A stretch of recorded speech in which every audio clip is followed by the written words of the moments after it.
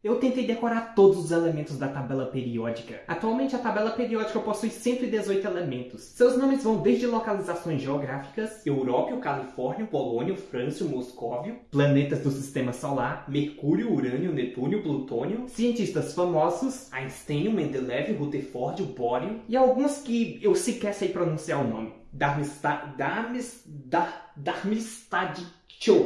Por que eu decidi fazer isso? Para impressionar as pessoas. Aí pessoal, eu sei falar todos os elementos da tabela periódica. Cara, vai arrumar uma namorada.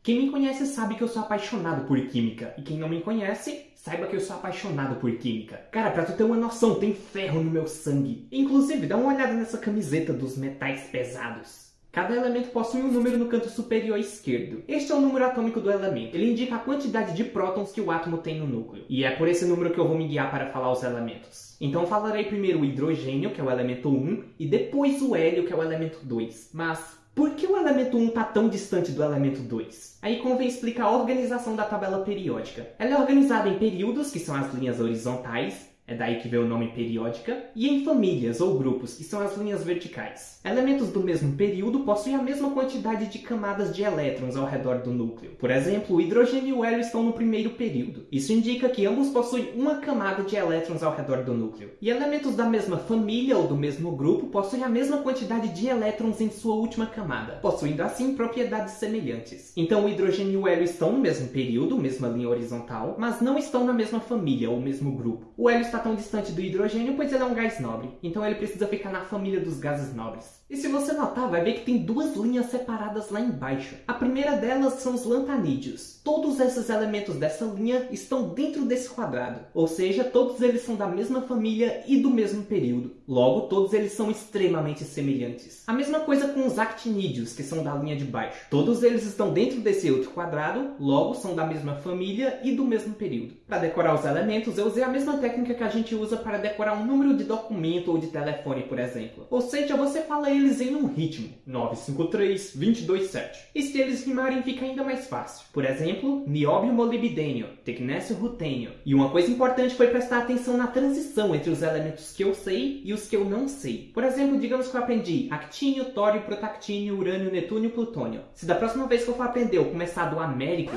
ignorem eu estar chamando o elemento 95 de américo. Prestando atenção ao nome dele, eu percebo que ele se chama americio. Américo, Cúlio, Berquélio, Califórnio, Einstein. Eu não vou ter uma transição entre o plutônio e o américo. Logo, vai ficar bem fácil de eu esquecer. Na hora que eu chegar no plutônio, eu não sei o que vem depois. Então, por mais que eu tenha aprendido até o plutônio, da próxima vez que eu for aprender, eu volto pro urânio, por exemplo. Porque aí eu vou aprender urânio, netúnio, plutônio, américo, cúrio. Então eu vou ter uma transição entre o plutônio e o américo. Isso evita que eu me perca na hora que eu for falar todos de uma vez. Ter um visual da tabela periódica em mente também ajudava bastante. Por exemplo, eu sempre sabia quando terminava um período e começava outro. E também sabia que depois do césio bário vinham os lantanídeos, começando claro pelo lantânio. E depois do frâncio e do rádio vêm os actinídeos, começando claro pelo actínio. Então sempre que eu repetia na cabeça os elementos, eu imaginava a posição dele na tabela periódica. Eu até cheguei a fazer uma versão da tabela periódica apenas com o símbolo e o número atômico dos elementos, mas isso me atrapalhou um pouco, já que muitas vezes o símbolo do elemento não reflete o nome dele. E acho então que é uma boa hora de explicar o porquê que alguns símbolos não tem nada a ver com o nome do elemento. Por exemplo, Hg é mercúrio, Au é ouro, Ag é prata, Pb é chumbo. Isso acontece porque o símbolo dos elementos são fixos para todos os idiomas. O nome dele pode mudar, claro, de um idioma para outro, mas o símbolo dele é universal. Então, se eu escrever uma fórmula química, uma pessoa na China vai conseguir ler essa fórmula química, já que a gente usa os mesmos símbolos. E estes símbolos vêm do nome dos elementos em latim. Em latim, chumbo é plumbum, por isso o símbolo é Pb. Ouro é aurum, por isso o símbolo Au. Prata é argentum, por isso o símbolo Ag. E mercúrio, meu elemento favorito, é hidragirum, por isso o símbolo Hg. Mas a grande maioria dos elementos possui um símbolo parecido com o seu nome. E alguns poucos vai depender, claro, do idioma. Ok, pessoal? Como que vocês vão chamar esse elemento? Eu vou chamar de hidrogênio, já que o símbolo é H. Eu gostei do nome do português. Eu vou chamar de hydrogen. Boa. Vou chamar de Wasserstoff. Que? Wasserstoff, a substância da água. Todo mundo sabe que esse elemento está na água.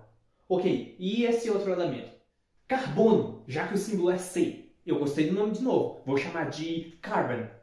Kohlenstoff. Que? Kohlenstoff, a substância do carvão. Todo mundo sabe que esse elemento está no carvão. Bom, pelo menos é um elemento que se escreve com C. Não. Kohlenstoff se escreve com K.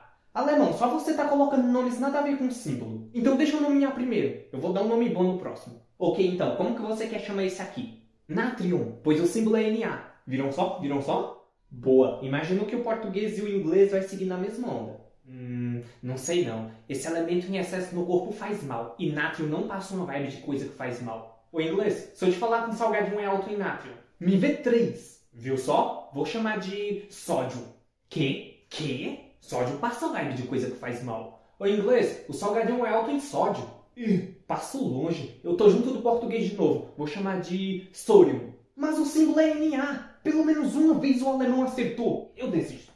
Eu decidi aprender todos os elementos porque, como falei, sou apaixonado por química e eu já sabia boa parte deles, mas uma coisa que devo mencionar e que com certeza os professores de química que estiverem assistindo esse vídeo vão concordar é que, ao invés de decorar toda a tabela periódica, é muito mais eficiente você decorar os poucos elementos mais usados e decorar seu número atômico e a família a que eles pertencem. Sério, a posição do elemento na tabela periódica diz muito sobre esse elemento. Se você me perguntar qual que é a fórmula do cloreto de potássio, eu posso até não ter decorado a fórmula, mas se eu sei a posição do cloro e a posição do potássio na tabela periódica, eu sei montar essa fórmula. O potássio está na família 1, então ele tem um elétron em sua última camada e ele precisa perder esse elétron. E o cloro está na família 17. Ele tem 7 elétrons em sua última camada e ele precisa ganhar um elétron. Então o potássio precisa perder 1, o cloro precisa ganhar 1. Logo a proporção vai ser de 1 potássio para cada cloro. Então a fórmula será KCl. Agora, se a fórmula for do cloreto de cálcio, o cálcio está na família 2, logo ele precisa perder 2 elétrons. Se cada cloro consome um elétron, eu preciso de 2 cloro para cada cálcio. Logo, a fórmula será CaCl2. Novamente, eu não decorei essas fórmulas. Apenas sabendo a posição dos elementos na tabela periódica, eu consigo deduzir a fórmula. E por mais que eu tenha decorado todos os elementos, mas não tenha decorado seus números atômicos,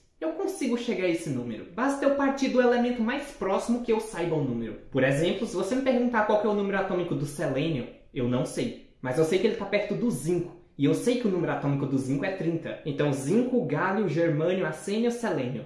30, 31, 32, 33, 34.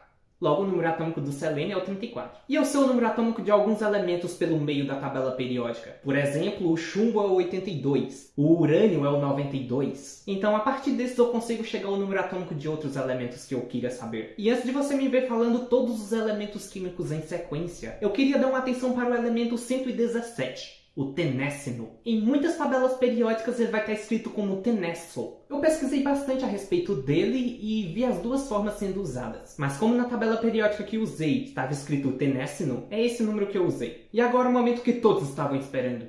Será que eu de fato aprendi todos os elementos?